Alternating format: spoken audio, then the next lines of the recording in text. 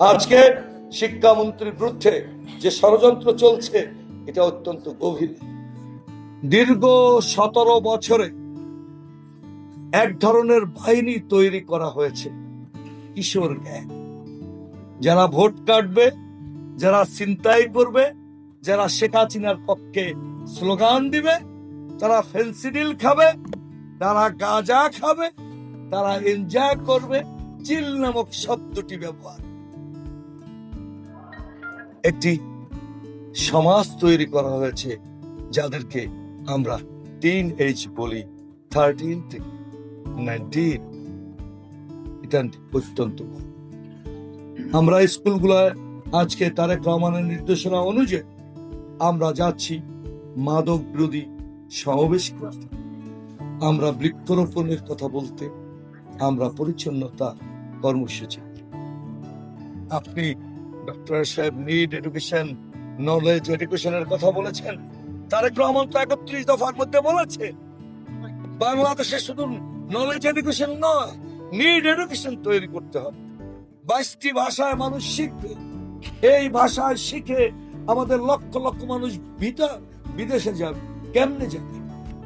আপনি 1934 সালে সৌদি আরবে আপনি সেই বিশ্বকাপের পূর্বে 2 লাখ লোক পাঠাবেন, যাকে আপনি বলা হয় দক্ষ।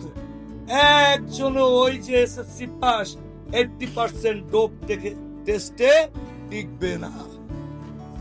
ডোপ টেস্ট তো মাস্ট। তাহলে 3 বছর কেউ যদি গাঁজা ফেন্সিডিল খায় তাহলে সে বাবাও হতে পারবে না।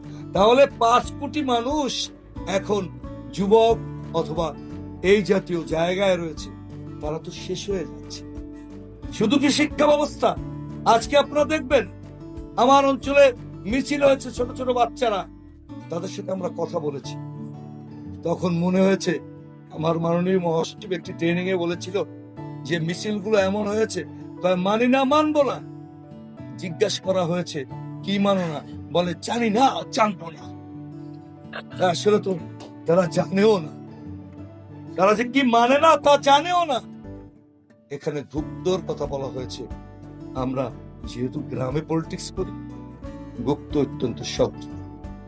তারা মেসে গুলো গিয়ে ছাত্রদেরকে উৎসাহিত করতে, বাবাদেরকে উৎসাহিত করেছে, অটোমাসের কথা বলেছে এবং সুপ্ত, অর্থাৎ আওয়ামী দিশরদের যাদের কাছে টাকা আছে তারা ওই পরীক্ষার পরে নাস্তার টাকা দিয়েছে, দূর থেকে বিকাশ করে এই বিষয়গুলো আমাদের বিশেষ সংস্থাগুলো আমাদের অঞ্চলে উদ্ধার করেছে এবং ব্যবস্থা নিচ্ছে।